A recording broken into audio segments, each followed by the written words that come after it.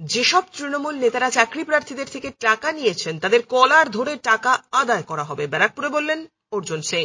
কলকাতা হাইকোর্টে ডিভিশন বেঞ্চের রায় চাকরি খুইয়েছেন 2016 সালের এসএসসি পরীক্ষার শিক্ষক শিক্ষিকা চাকরি পাওয়া 25,000-এরও বেশি শিক্ষক শিক্ষিকারা, যেখানে অভিযোগ উঠেছিল অযোগ্য চাকরি প্রার্থীদের থেকে টাকা নিয়ে তাদেরকে শিক্ষক শিক্ষিকার চাকরি দেওয়া হয়েছিল।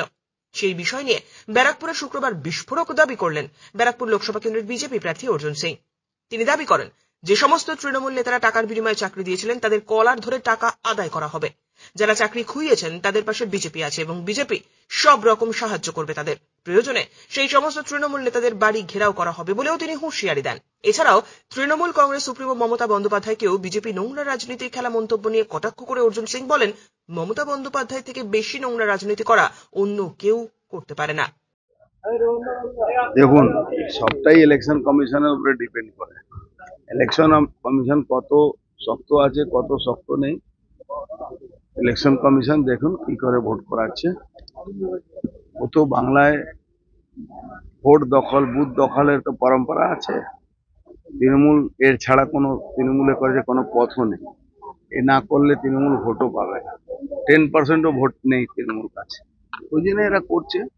ভোটের সুনামি কি হবে বিজেপির অনুকূলে?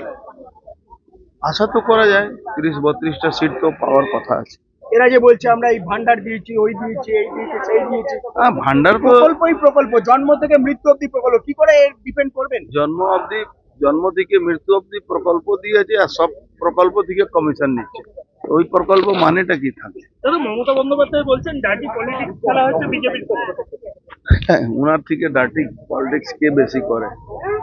বাংলা না ভারত? যারা টাকা দিয়ে চাকরি পেয়েছে তারা কি টাকা ফেরত পাবে? যাদের দিয়েছে ফেরত পাবে কি না পাবে, ফেরত নিতে হবে। কি করতে হবে? আমরা তাদের সঙ্গে থাকবো, তাদের নিয়ে আমরা লড়াই করবো। টাকা দিয়ে চাকরি দিয়েছে তাদের কি করা হবে?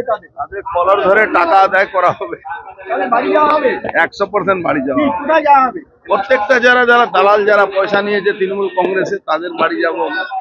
ব্যারাকপুর থেকে সৈকত গাঙ্গুলির প্রতিবেদন, চ্যানেল 24/7।